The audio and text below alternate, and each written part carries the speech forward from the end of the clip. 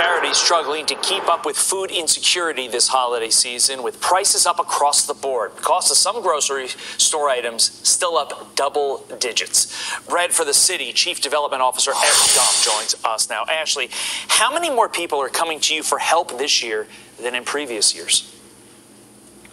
Good morning. Yes, so at Bread for the City here in Washington, D.C., we serve the low-income community, and we have noticed an uptick in needs for services generally since 2020. So just about a couple months into the pandemic, right when we hit there in March, around April, May, we were seeing huge numbers, and those numbers haven't gone down anytime soon.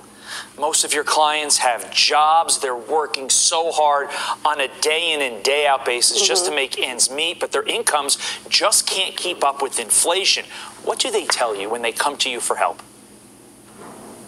So inflation is really impacting everybody across the country. You know, you and I, everybody is being impacted by inflation, but especially people who are living on low income, especially people living below that federal poverty line, that's going to hit them harder. So whenever you have to stretch your budget, if you think about people who have so much less, that stretch is just about to break. And it's not just the clients. This is a double whammy. You guys are getting hit by inflation as well. It's really increasing your costs and sort of limiting the value of the donation dollar. Describe how tough it is for you to stretch that donation dollar in an inflationary environment like this compared to previous years.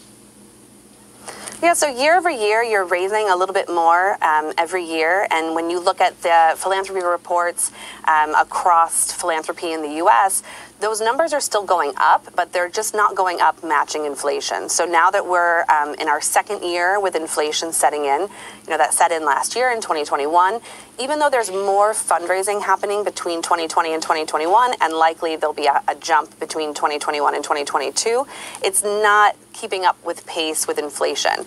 So if you think about, you know, your local food bank, your local nonprofit, you know, we have to raise all of those dollars every single year.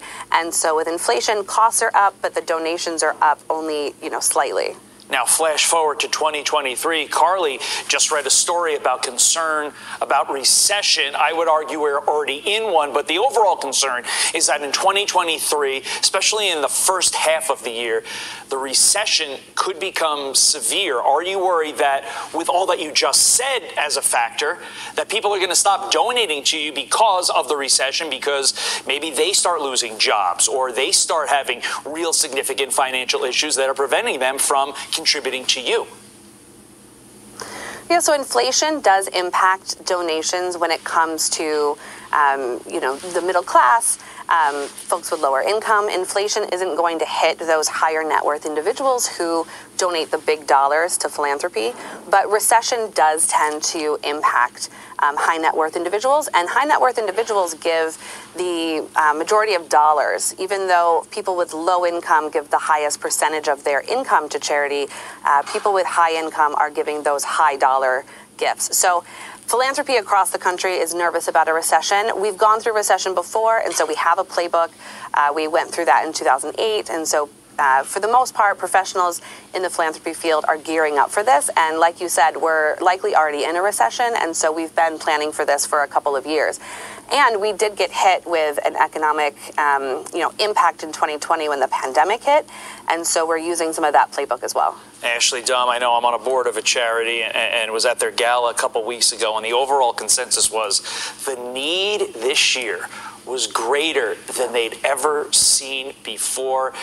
The worry, like you said, is that the money keeps up. Fingers crossed that it does for you, for charities across our great country, because you're doing the work, you're doing God's work, and we appreciate it. Ashley Dahm, thank you so very much.